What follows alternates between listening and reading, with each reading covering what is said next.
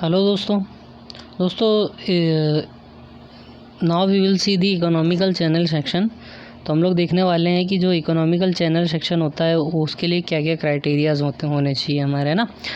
तो इकोनॉमी का मतलब होता है कि बहुत सिंपल सा इसका सेंस होता है कि पैसा कम खर्च हो, है ना। पैसा कम से कम खर्च हो। तो पैसा कम से कम खर्च हो इसका मतलब हमें मिनिमम एक्सपेंस करने पड़ेंगे यहाँ पे। मीन्स जब भी हमारी कोई भी चैनल होगी, सपोज ट्रापेज़ॉइडल चैनल है, रेक्टेंगुलर चैनल है, तो ये चैनल में क्या होता है कि खर्चे कहाँ होते हैं। सबसे पहली बात तो ये हमें क्या करना पड़ता है दोस्तों, यहाँ पे जो चैनल का पोर्शन है यहाँ पे क्या ऐसी टाइल्स वगैरह लगानी पड़ती है या फिर कॉन्क्रीटिंग करनी पड़ती है ना, थ्रू आउट दी लेंथ। तो ये केस कहाँ पे हो रही है इसकी, ये पेरीमीटर के अलॉन्ग, है ना। ये पेरीमीटर के अलॉन्ग जो है थ्रू आउट दी लेंथ हमें इसमें क्या है, ये हमें मटेरियल यहाँ पे डालना पड़ता है, ठीक है।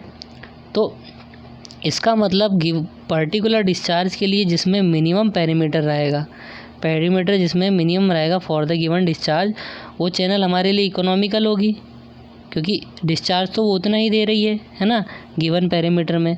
तो गिवन पेरीमीटर में जिसमें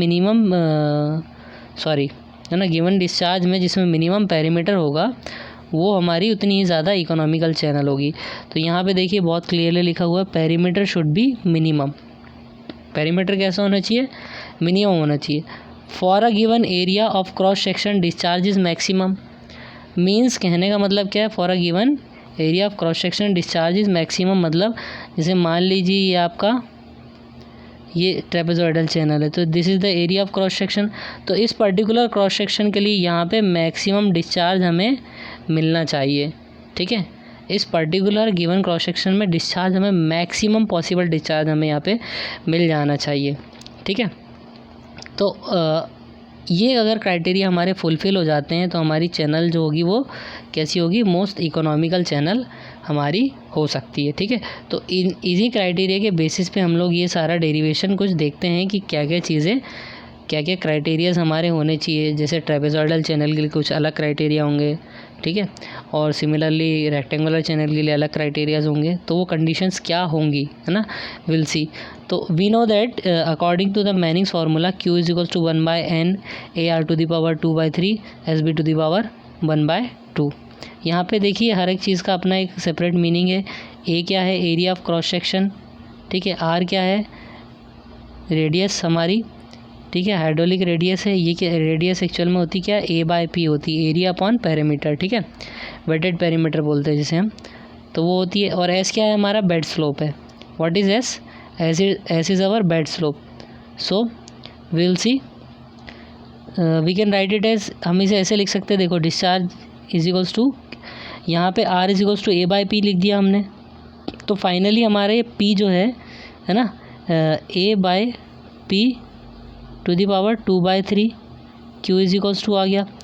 तो फॉर द मैक्सिमम डिस्चार्ज, यहाँ पे देखो ये पेरीमीटर जो है नीचे डिनोमिनेटर में है, तो मीन्स क्या है, इनवर्सली प्रोपोर्शनल है power 2/3। Q is proportional to the 1/P to the power 2/3। Means क्या है कि डिस्चार्ज जितना ज़्यादा चाहिए उसके लिए पेरीमीटर हमारा उतना ही कम होना चाहिए, because both are inversely proportional to each other. So perimeter हमारा मिनिमम पेरीमीटर के लिए, जब कोई भी चीज़ हमें मिनिमम चाहिए होती है तो उसको हम डिफरेंशिएट करते हैं, ठीक है। सो डिफरेंशिएट करेंगे हम विद रिस्पेक्ट टू डेप्थ। सो देखते हैं हम कि इकोनॉमिकल चैनल सेक्शन के लिए हमारा जैसे रेक्टेंगुलर के लिए क्या केस होगा, ठीक है। So will see, so we will differentiate the perimeter with respect to the depth of the flow, ठीक है।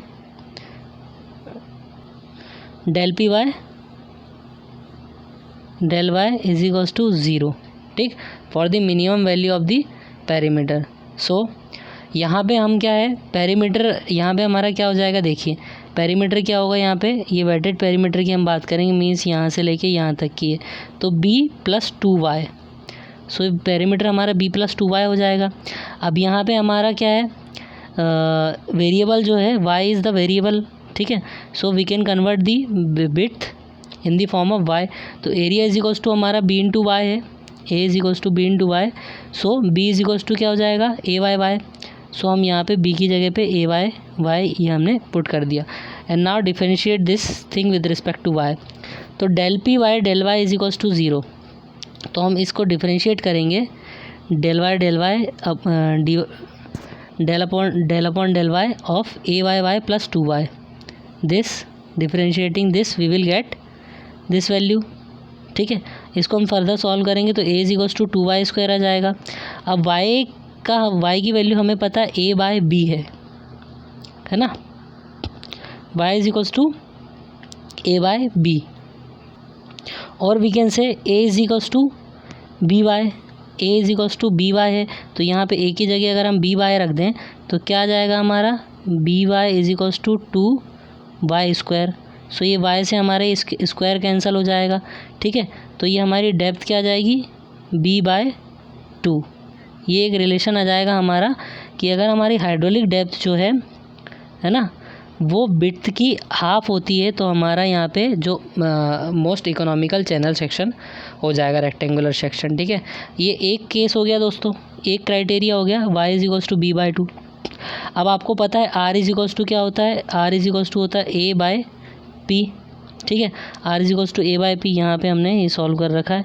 तो a is equals to by होता है, p is equals to b+2y होता है। ठीक है, अब आपको पता है y is equals to b/2 है ना, तो b इज इक्वल्स टू क्या होगा 2y, तो यहाँ पे b की जगह हम सारी जगह पे b is equals to 2y रख देंगे। In this equation will put b is equals to 2y, तो we can write it is 2y into Y upon b की जगह हम 2y रख देंगे plus 2y। So 2y plus 2y is equals to 4y हो जाएगा हमारा ये, है ना। तो ये क्या हो जाएगा 2y² अपॉन 4y, तो 2y² अपॉन 4y हो जाएगा। This will solve and will get this equals to y/2। So r is equals to क्या है y/2, ये सेकेंड रिलेशन हमारा यहाँ पे आ गया। ठीक है, तो ये दो क्राइटेरियाज हमारे होते हैं, ये हमने यहाँ पे लिख रखे हैं दिस वन एंड दिस। ठीक है, तो ये दो क्राइटेरियाज होते हैं हमारे रेक्टेंगुलर सेक्शन को मोस्ट इकोनॉमिकल सेक्शन होने के लिए। पहला क्या है, जो डेप्थ ऑफ फ्लो है वो विड्थ की हाफ होनी चाहिए, और दूसरा क्या है रेडियस ऑफ पेरीमीटर जो है हाइड्रोलिक रेडियस जो है वो डेप्थ की हाफ होनी चाहिए। तो हमारा जो रेक्टेंगुलर सेक्शन है वो मोस्ट इकोनॉमिकल सेक्शन रहेगा। In the next part of this course will see the most economical trapezoidal channel section. अब यहाँ पे ट्रेपेजॉइडल में आपको कुछ क्राइटेरिया ये पता होना चाहिए वहाँ पे। सपोज़ इसका स्लोप है ये 1:m है, तो ये वाला पार्ट क्या होगा, दिस पार्ट है ना, एंड दिस पार्ट, ये टोटल विड्थ क्या होगी, ये my हो जाएगा अगर ये y डेप्थ है तो। ये हम लोग नेक्स्ट लेक्चर में डिटेल में देखेंगे। So this is enough for this class, thanks. इसे मैं थोड़ा साफ़ कर देता हूँ ताकि मतलब आप लोग अगर नोट बना रहे हो तो बहुत क्लियरली इनसे कॉपी कर सको, है ना। क्योंकि देखिए हैंड रिटन नोट्स को एक्सप्लेन करने से क्या होता है कि तो मेरे हैंड रिटन नोट्स हैं एक्चुअली, तो अगर आप अपने नोट्स बनाना चाहें तो इसी को आप कॉपी कर सकते हैं। बहुत अच्छे इफ़ेक्टिव नोट्स आपको आपके तैयार हो जाएंगे दोस्तों, है ना। क्योंकि खुद के हाथ से जो लिखे हुए नोट्स होते हैं वो सबसे बेस्ट होते हैं। ठीक है, so this is all for today, thank you so much.